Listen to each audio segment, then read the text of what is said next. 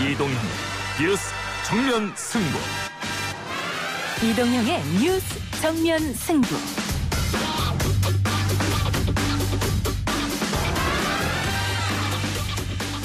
청취자 여러분 안녕하십니까, 이동형입니다. 오늘 서울 알짜배기 지역의 용적률, 층고 완화까지 포함된 부동산 공급 대책이 발표됐습니다. 서울 권역을 중심으로 실수요자를 위하여 신규 주택이 지속적으로 공급된다는 자세로 태릉 골프장은 환경적 보존 가치가 상대적으로 낮아 택지로 개발하되 그 외 그린벨트는 선정하지 아니하였습니다. 공공 분양과 장단기 임대 등이 균형감 있게 반영되도록 고려하였습니다. 국회가 비로소 밥값을 하는 날입니다. 임대차 3법이 통과되었다라면 종합부동산세 등을 지속적으로 무력화시키지 않았더라면 작금의 부동산 거품을 상당히 제어할 수 있을 것입니다. 이제 악순환의 고리를 깹시다. 부동산이 아니라 진정한 주택 정책으로 탈바꿈해야 합니다. 쫓겨날 걱정 없이 전월세 너무 오르지 않게만 하면 1차인으로 살아도 좋습니다. 제대로 된 공급 정책, 늘 수요 억제 정책 규제의 현 정부에 대한 불만처럼 제기되었던 문제였죠.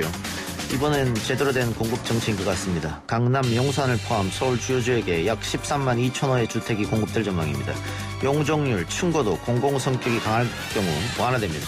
단 임대주택, 이익 환수 등의 제도도 함께 적용되기에 반발도 예상되죠. 첫 번째 인터뷰로 도시건축 전문가 열린민주당 김진애 원내대표 이야기 들어보겠습니다. 절차에 문제가 있고 내용에 문제가 있는 법안들에 대해서 필리버스터라도 해서 막아야 된다는 의견부터 법안의 문제점을 강하게 반대 토론을 하고 표결에 참여하지 말자. 다수 의견이 절차나 법안의 문제점을 지적하고 표결은 참여하지 않은 걸로 좀 지켜보시죠. 미리 다 이야기하면 재미가 없잖아요. 윤석열 총장이 어제 말씀했던 별기를 실제 수사에서도 구현이 됐으면 좋겠습니다. 오늘 2부에서는 미래통합당 조경태 의원 연결하겠습니다. 거대 여당의 속도감 있는 법안 처리에 대해 반발과 저항을 모색하고 있는데요. 야당의 향후 대응과 정부 여당 견제의 방안 들어보겠습니다. 아시다시피 권익위원회는 조사권은 없잖아요. 너네 이거 기사 어떻게 쓰게 된 건지, 진짜 돈 안 받고 한 거 맞는지. 그렇다면 이런 기사들은 어떻게 생산되는 것일까? 조선일보에서 해당 기사를 생산한 곳은 땅 짚고 부동산 중개업체를 통해 빌딩 매물을 올려놨습니다. 각종 광고성 정보들이 뉴스라고 명시되어 있습니다. 국회 청와대 고위직의 부동산 보유가 도마에 올랐었죠. 이해관계 충돌이 비판의 핵심 근거였는데 여기엔 언론도 자유롭지 못합니다. 이미 2년 전 뉴스타파를 통해 부동산과 언론의 관계를 파헤친 KBS 최경영 기자 스튜디오로 모셔서 언론과 부동산은 어떤 이해관계가 있는지 들어보겠습니다. 또 오늘 4부는 박병과 김판이 준비된 날입니다. 검찰 인사위원회 관련 이슈와 더불어 내일부터 탐정 업무가 허용되는데요. 관련한 법률적 쟁점도 알아보겠습니다. 8월 4일 화요일 이동의 뉴스 정면 승부 시작합니다.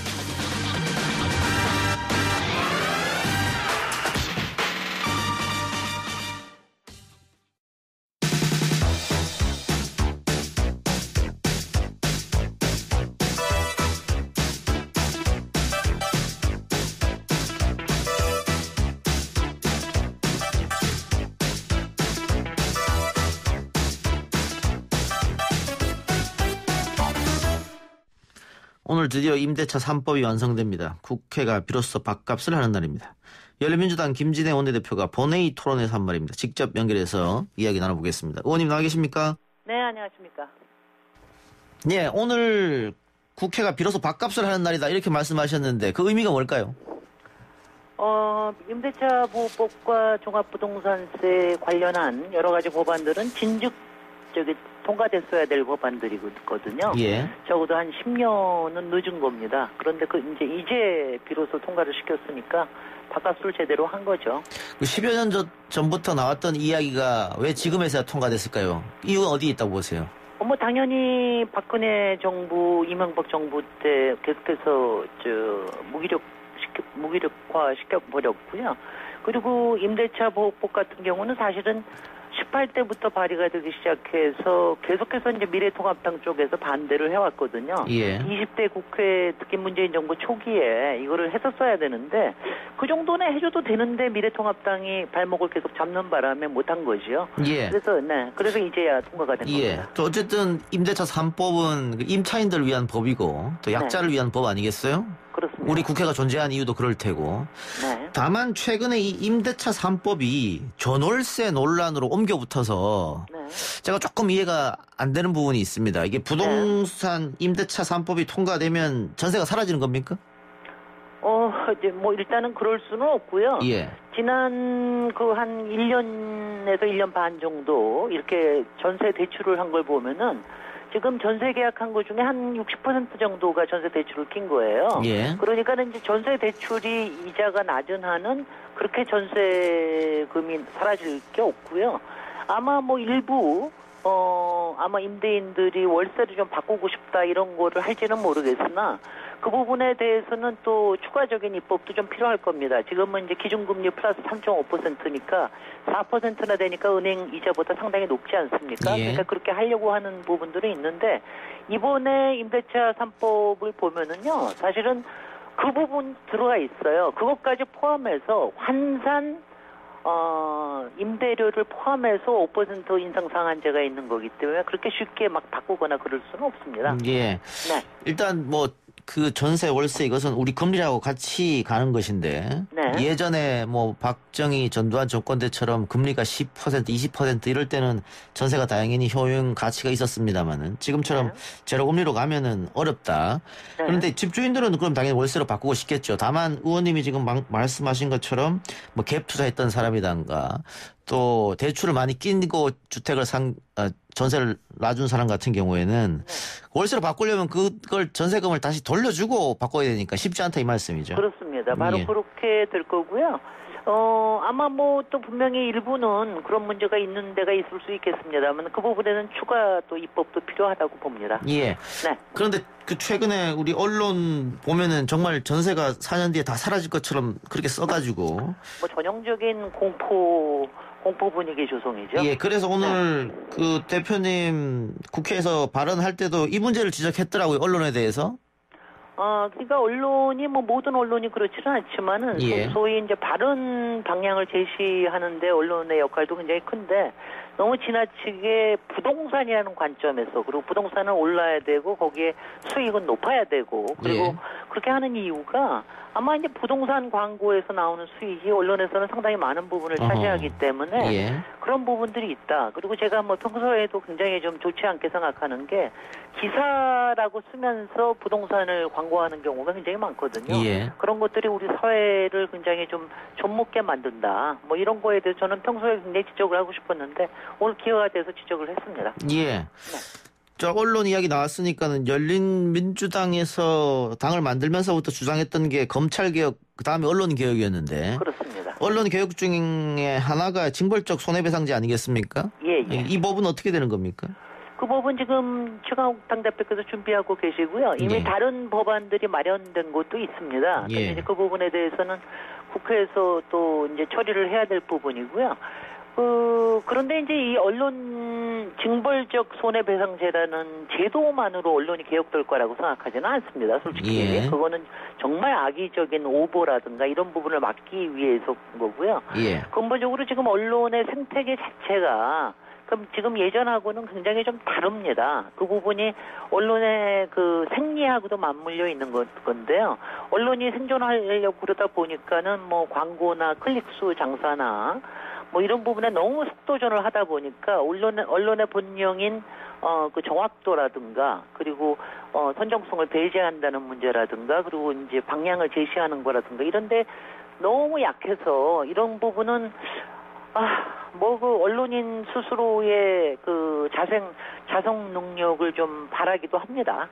예, 자정작용 알겠습니다. 네. 대표님 지금 그 전화가 노이즈가 좀 많아서 제가 끊었다가 다시 연결하겠습니다. 예, 노이즈가 많아가지고 끊어서 다시 한번 연결할 테니까 좀 기다려 주시고요.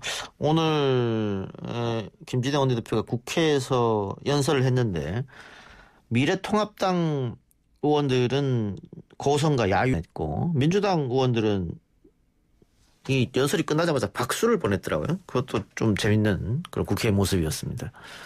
이 임대차 3법은 통과가 됐던 것이고 오늘 인터뷰를 하고 있는 김진애 원내대표는 이미 18대 국회부터 통과돼야 된다고 주장했던 것이었죠. 지금 21대니까 꽤 시간이 오래 지났습니다. 훨씬 좋습니다. 예, 의원님. 네네. 아주 좋습니다. 예. 조금 난 것 같은데. 네. 예. 자, 오늘 그 연설이 끝나니까 민주당 의원들이 박수를 치더라고요. 민주당 의원들이 열린민주당을 이제 많이 좋아하게 된 것 같아요. 근데 미래통합당 쪽에서는 뭐 야유가 들렸고 그런데. 네, 아니 제가 뭐 그런 얘기를 했어요. 미래통합당에서는 이제 야유를 뭐 여러 가지를 하셨는데 그 중에서도 왜 공공임대주택이 우리나라의 10%도 안 되는 게 너무 부끄럽지 않냐. 그래도 여태까지 안 짓고 뭐 했냐. 자기네들이 안 지었죠. 그래서 종합부동산세 같은 걸 제대로 걷어서 그걸 공공임대주택에 투입해야 되는 거 아니겠습니까? 이렇게 얘기했더니 뭐 말들을 못 하시죠. 뭐. 네. 그런데 방금 말씀하셨던 그런 것들 지금 주호영 미래통합당 원내대표가 공산주의에서는 하는 것이다. 이렇게 얘기했거든요. 우리는 시장주의에서 살고 있고요. 그러니까 자본주의에서 살고 있고 공공의 역할이라고 하는 거는 시장은 상당히 불안전하지 않습니까? 아무래도 지금 우리 현재 일어나고 있는 양극화라든가 뭐 이런 문제도 굉장히 심각하고요. 그런 문제들을 교정하고 좀 균형을 잡아주는 게 공공의 역할이거든요. 근데 이제 조호영 원내대표가 그런 말씀을 하셨다면 그런 거는 솔직히 불안전한 시장에 대한 자성이 없다는 얘기죠. 그래요. 오늘 정부가 발표한 부동산 공급 대책은 어떻게 평가하고 계십니까? 일단은 뭐 굉장히 열심히 한 거는 사실인 것 같아요. 그리고 근본적으로 미래통합당하고 다른 거는 근본적으로 초과이익 환수라든가 또 개발이익 억제라든가 또 개발 수요 억제라든가 이런 것들을 전제하고 앞으로 이제 개발을 하겠다 하는 부분이라서 일단은 좀 이제 바람직한 점이 없지 않아 있는데 그런데 이제 시장에는 또 이게 분명히 또 뭐 여러 가지로 이용하는 또 악용하는 그런 부분들이 있을 겁니다. 그래서 시장에 대한 사인을 앞으로 좀 제대로 정부에서 줘야 된다는 것은 분명히 있을 것 같습니다. 다만 시장에 지금 수요 억제나 보유세 강화 같은 것뿐만이 아니라 앞으로 공급 확대에 대한 부분도 정부에서 각별히 신경을 쓰겠다. 다만 공공성을 확보하는 방향으로 신경을 쓰겠다 하는 부분이 확실하게 신호가 갔기 때문에 효과는 있으리라고 봅니다. 알겠습니다. 의원님, 하여튼 지금 전화 연결 상태가 좋지 않아서 제가 며칠 있다가 다시 한번 모실게요. 네네. 하나만 더 여쭤보고. 네. 그 지난번 저하고 인터뷰하실 때 임대차 3법이 통과되면 법사위를 나오겠다 이렇게 말씀하셨는데 최강욱 대표하고 사보임 하는 겁니까? 조금만 기다려 보십시오. 뭐 금방 여러분들이 원하시는 좋은 소식도 있을 것 같은데 지금 법사위에 말뚝박을 하는 요구도 많이 하고 있으니까 최강욱 대표께서 막 긴장하고 계십니다. 알겠습니다. 다시 한번 연결하겠습니다, 의원님. 고맙습니다. 예, 감사합니다. 예, 지금까지 열린민주당 김진애 원내대표였는데요. 음질이 고르지 못한 점 양해 부탁드리겠습니다.